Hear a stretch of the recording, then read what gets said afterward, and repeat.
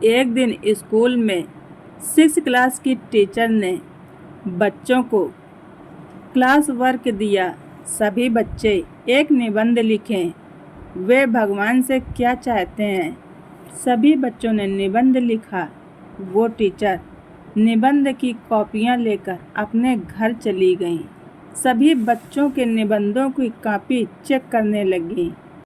निबंध चेक करते करते एक निबंध ने उन्हें दुखी कर दिया। पास ही टीचर के पति बैठे थे।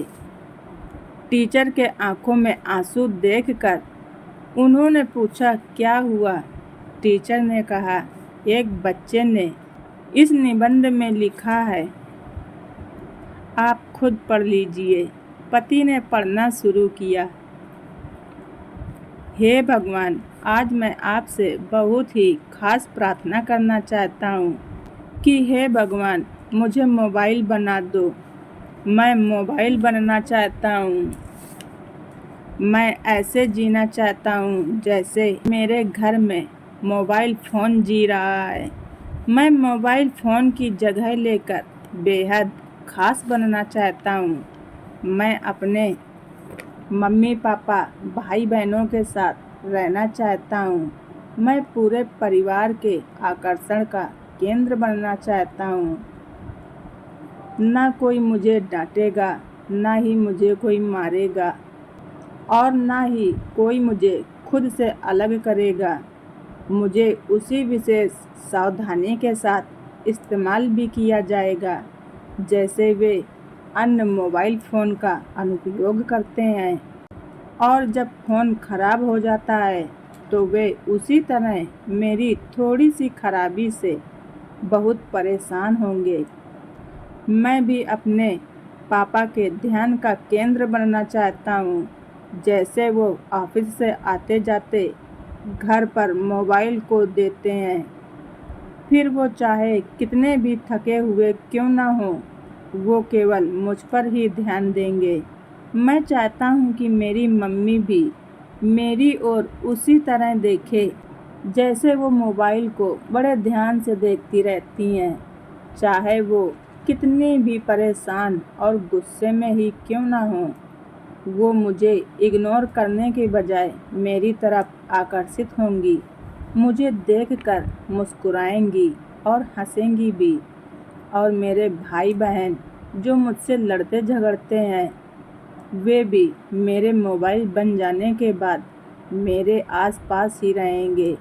मेरे लिए मम्मी पापा के सामने जिद करेंगे।